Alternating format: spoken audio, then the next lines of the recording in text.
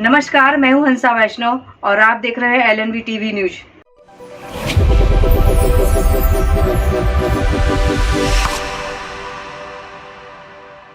नमस्कार, स्वागत है आपका। मैं हूं डॉक्टर एलन वैष्णव।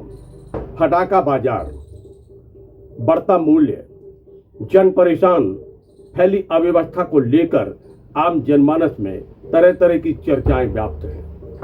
सच सुना आपने, मध्य प्रदेश के दमोह जिला मुख्यालय पर फटाका बाजार जो लगाया गया था, उस फटाका बाजार में बढ़े हुए मूल्य यानी मनमाने मूल्य पर फटाकों का विक्रय करना, अव्यवस्थाएं फैलाना तथा बिना लाइसेंस के फटाकों का विक्रय करना इस समय चर्चाओं में बना हुआ है। आम जनमानस में इसी बात को लेकर चर्चा है कि जब कलेक्टर सुधीर कुमार कोचर ने छोटे व्यापारियों को लाइसेंस जारी कर दिए थे, तो फिर वह व्यापारी जो फटाका का कालाबाजारी करते हैं, वह कुछ लोगों को बरगलाकर सड़कों पर उतर गए थे। उनका कहना था कि कलेक्टर सुधीर कुमार कोचर ने यानी जिला प्रशासन ने फटाकों के विक्रय और उस आतिशबाजी को चलाने के लिए रोक लगा दी है, जबकि वास्तविकता से यह कोसों दूर था।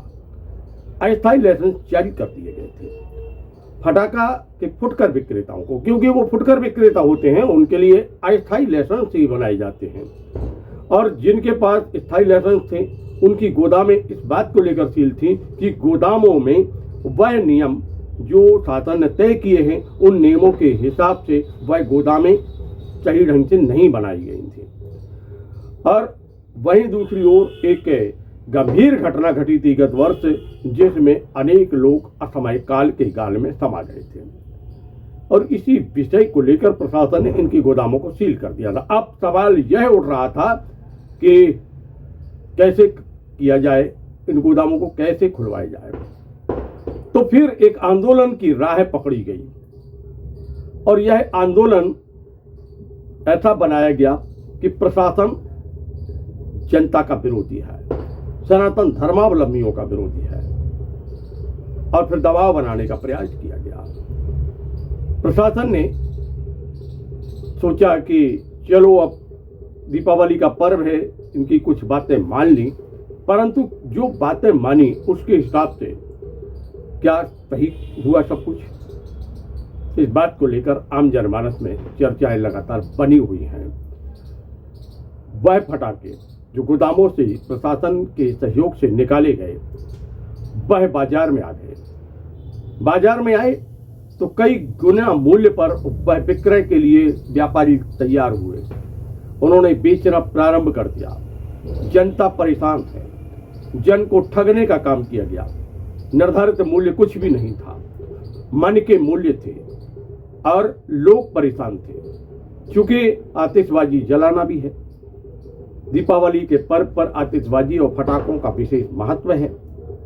अब मजबूरी का फायदा उठाया इन व्यापारियों ने, जिसको लेकर अब चर्चा इस प्रकार की है कि क्या वह आंदोलनकारी इस समय क्यों चुप रहे। आंदोलनकारियों को यह निर्धारित नहीं करना था कि आखिर आम जनमानस को ठगने का काम इन व्यापारियों के द्वारा किया जा रहा है, वह सही है अथवा गलत है।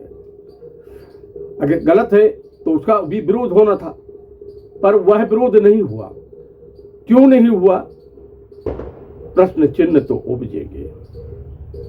आंदोलनकारियों के विरुद्ध भी और उन फटाका के कालाबाजारी की बात हो या फिर बड़े संग्रहणकर्ता हो, उनकी कार्यप्रणाली पर हम पत्रकारिता का धर्म निभाते हुए हर समाचार को निष्पक्ष दिखाने का प्रयास करते हैं। और ये जन की भावना है कि आखिर ऐसा हुआ तो क्यों हुआ।